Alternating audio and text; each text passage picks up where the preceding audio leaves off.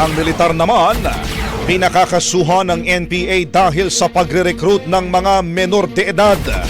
Brigada CAF Austria sa detalye niyan. Ibrigada mo! Brigada!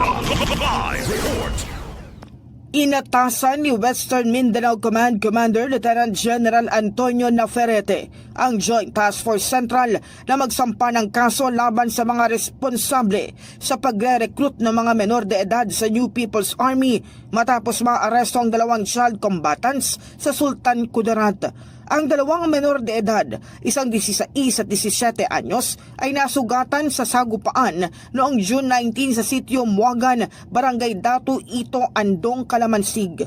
Naaresto sila ng tropa ng Alpha Company ng 37 Infantry Battalion sa follow-up operation nitong June 21. Nagtamo si alias Digbay ng tama ng bala sa binti habang may spinal injury naman si alias Mario.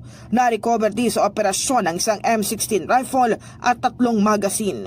Mariing kinundena ni Lieutenant General Naferrete ang patuloy na paggamit ng NPA sa mga menor de edad sa armadong pakikibaka. Anya, tahasang paglabag ito sa international humanitarian law at human rights law.